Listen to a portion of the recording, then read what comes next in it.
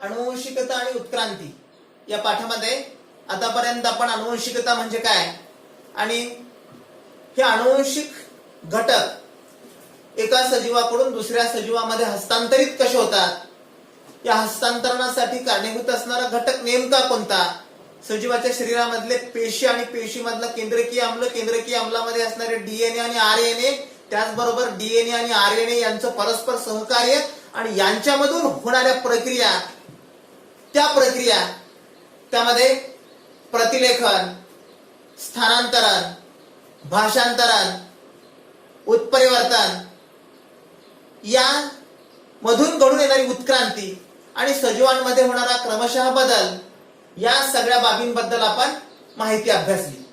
आता या पाठामध्ये आपल्याला या पुढचा मुद्दा अभ्यासायचा आहे, उत्क्रांती म्हणजे काय. हे सगळं सांगत असताना मी तुम्हाला अनुवंशिकता आणि उत्क्रांती याबद्दलही थोडंफार अवगत अगदी सुरुवातीलाच केलं होतं. उत्क्रांती म्हणजे ही क्रांतीपेक्षा निराळी बाब आहे. उत्क्रांती आणि क्रांती यांच्यामध्ये असणारा मूलभूत फरक, उत्क्रांतीमध्ये जरी क्रांती असली तरी क्रांतीसारखी उत्क्रांती नाही.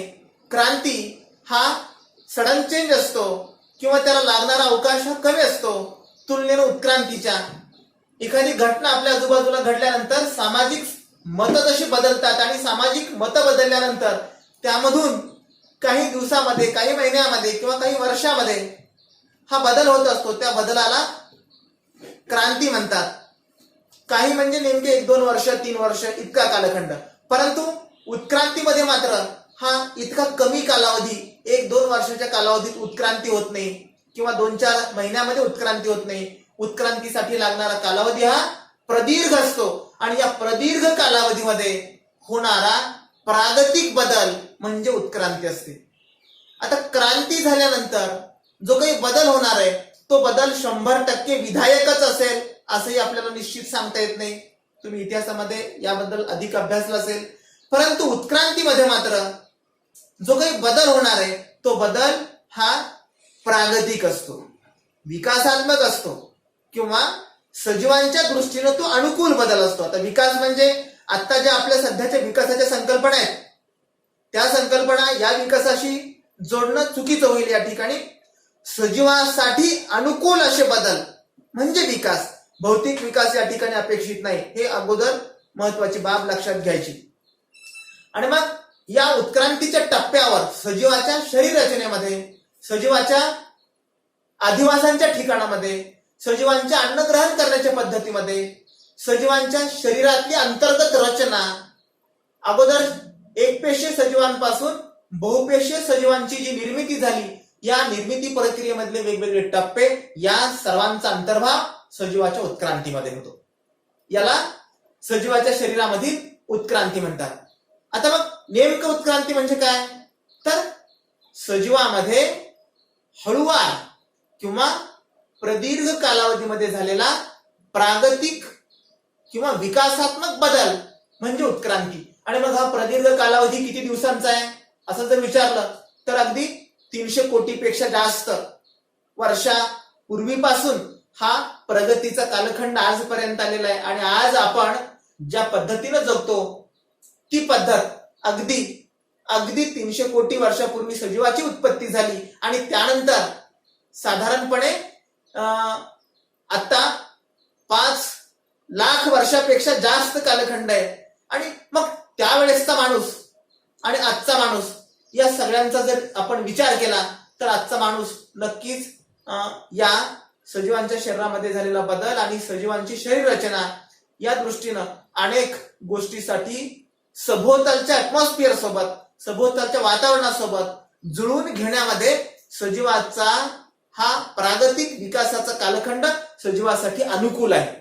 आणि म्हणून याला आपण उत्क्रांती म्हणतो. या उत्क्रांतीच्या टप्प्यावर आता सजीवाची उत्पत्तीच कशी झाली याबद्दल मानवाला अगदी पूर्वीपासून, ज्यावेळेस मानवाला काही गोष्टी कळायला लागल्या की आपण जंगलात राहायचं नसतं, आपण गावात यायचं असतं, आपण समूहानं राहायचं असतं, आपण एकमेकाशी भाषिक संवाद साधायचा असतो किंवा संवादामधून अनेक गोष्टी आपल्याला सहज प्राप्त करता येतात किंवा संवादामधून मार्ग निघतात.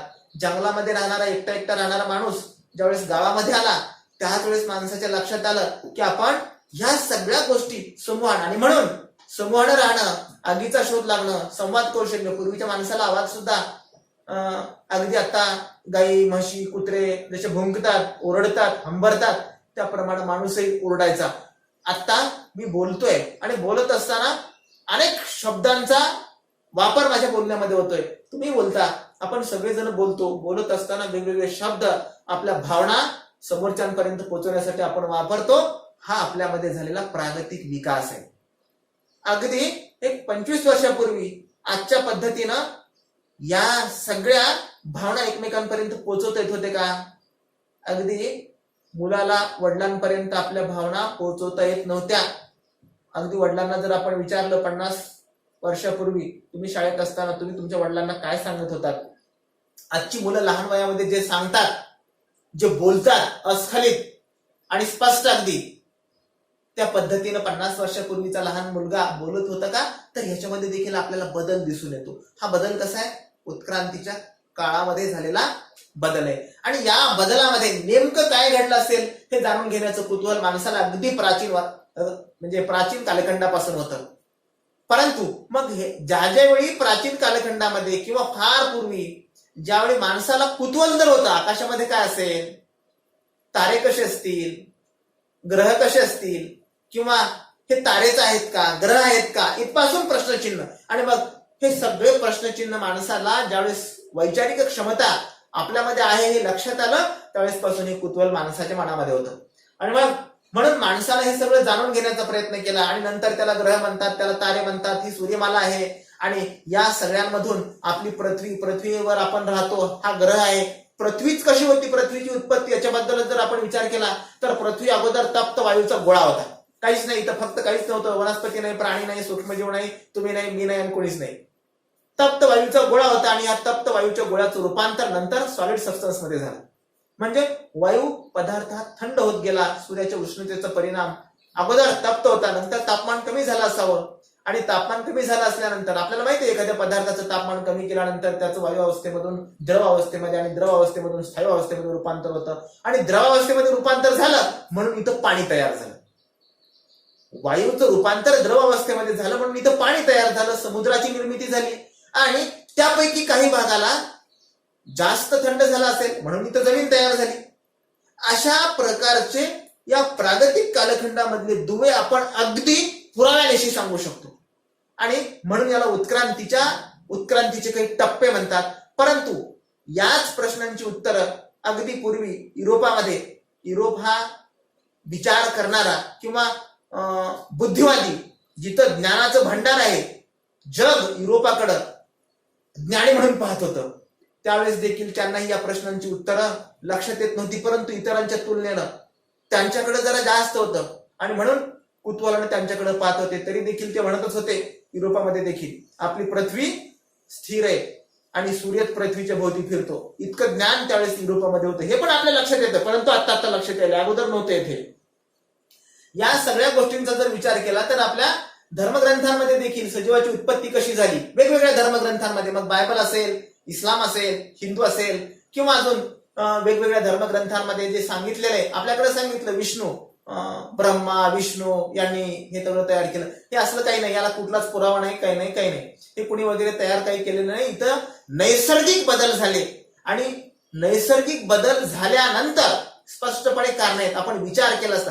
पूर्वी कसं होतं, ज्यावेळी आपल्याला विचार करता येत नाही त्यावेळी त्या प्रश्नाचं उत्तर काय असायचं? त्या प्रश्नाचं उत्तर म्हणजे देव.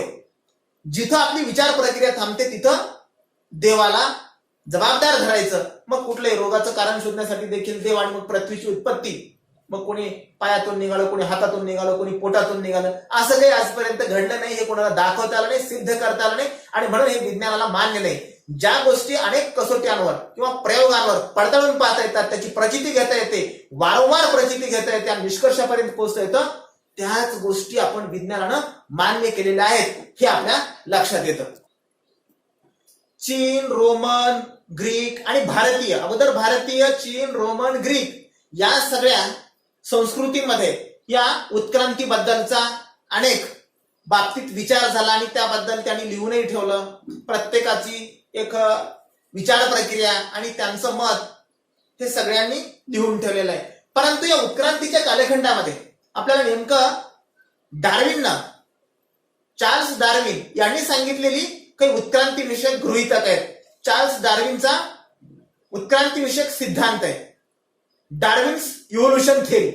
आणि ही डार्विन्स इव्होल्युशन थेअरी आणि आता सांगितलेलं भारतीय, चीन, ग्रीक किंवा युरोप संस्कृतीने सांगितलेलं, धर्म तत्ववेत्यांनी सांगितलेली या उत्क्रांतीबद्दलची मतं आणि नंतर चार्ल्स डार्विनची थेअरी, या चार्ल्स डार्विननी देखील सगळ्यांनी सांगितलेल्या उत्क्रांतीविषयक टप्प्यांचा विचार करून, सगळं अभ्यास करून, सगळ्या गोष्टी डोळ्यासमोर ठेवून नंतर डार्विन थेअरी समोर आली किंवा चार्ल्स डार्विनचा उत्क्रांती विषयक सिद्धांत समोर आला. आणि त्याच्यामध्ये ज्या ज्या गोष्टी भारतीय तत्ववेत्यांनी सांगितलेल्या किंवा धर्म गुरूंनी सांगितलेल्या, ग्रीक, युरोप, चीन संस्कृतीमध्ये जे सांगितलं त्या सगळ्यांचा विचार करून ज्या ज्या गोष्टींवर तिथं आक्षेप होता त्या सगळ्या आक्षेपांची उत्तरं मिळवण्याचा प्रयत्न डार्विनच्या उत्क्रांतीच्या सिद्धांतामध्ये झालेला दिसतो. आणि म्हणून भारतीय, चीन, ग्रीक किंवा युरोप या संस्कृतींनी सांगितलेल्या इव्होल्युशन थेअरीपेक्षा डार्विनची थेअरी सर्वमान्य आहे किंवा याला जगन मान्यता मिळाली. आणि म्हणून आज जगानं स्वीकारलेली, आपण भारतात आपल्याच पुस्तकात मी सांगतोय म्हणून तुम्हीच याला मानायचं ही बाजू नाही. आता आपल्याकडं काही धर्ममार्तंड अजूनही मानायला तयार नाहीत, कारण त्यांच्या डोक्यामध्ये हा विचारच, त्यांना हे वैज्ञानिक दृष्टिकोनच पटत नाही की ज्या गोष्टीची आपल्याकडे धर्मामध्ये सांगितलेल्या गोष्टी कशा असतात, हे देव असं करतो आणि हे फक्त मला कळतं आणि तुम्हाला कळत नाही आणि म्हणजे मी देव आहे. ह्या ज्या भूमिका आहेत धर्मगुरूंच्या किंवा आपल्या धर्म मार्तंडांच्या, ह्या भूमिका विज्ञानाला मान्य नाहीत. आणि विज्ञान काय म्हणतं, जे मला कळतं ते तुम्हाला सुद्धा कळतं. मी अनेक निरीक्षणं केली, तुम्हाला सुद्धा निरीक्षणं करता येतील, परंतु मला प्रचिती घेता येते, तुम्हाला सुद्धा त्याची प्रचिती घेता आली पाहिजे, वारंवार प्रचिती घेता आली पाहिजे, अनेक कसोट्यांवर त्यांना पडताळून पाहता आलं पाहिजे. आणि हे डार्विननं सायंटिफिक टेम्परामेंटच्या आधारे, वैज्ञानिक दृष्टिकोनाच्या आधारे या सगळ्या टप्प्यांवर उत्क्रांती कशी झाली याबद्दलचे काही उत्क्रांती विषयक टप्पे सांगितले. आणि मग या टप्प्यांमध्ये अगदी सुरुवातीच्या काळामध्ये ज्यावेळेस आता पृथ्वीची उत्पत्ती सांगितली आणि नंतर सुरुवातीच्या काळामध्ये टेम्परेचर कमी होत गेलं आणि या ठिकाणी साधी मूलद्रव्य तयार झाली. आता साध्या मूलद्रव्यालाच आपल्या भारतीय संस्कृतीने पंचमहाभूत म्हटलं होतं. आता ती पंचमहाभूत कोणती आहेत माहितीये तुम्हाला, पृथ्वी, आप, तेज, वायू इत्यादी ही काही पंचमहाभूत आहेत. आणि त्या पंचमहाभूतांनाच डार्विननी मूलद्रव्य म्हटलं. आणि मग हे मूलद्रव्य आणि ते पंचमहाभूत थोडेसे समांतर आहेत एकमेकांना. अगदीच ते खोटे 100% असंही नाही. काही गोष्टी समांतर आहेत. अगदी चीन संस्कृतीमध्ये, ग्रीक संस्कृतीमध्ये, युरोपामध्ये सांगितलेल्या संस्कृतीमध्ये, भारतीय संस्कृतीमध्ये आणि डार्विनच्या थेअरीमध्ये 100% मतभिन्नता आहे असंही नाही.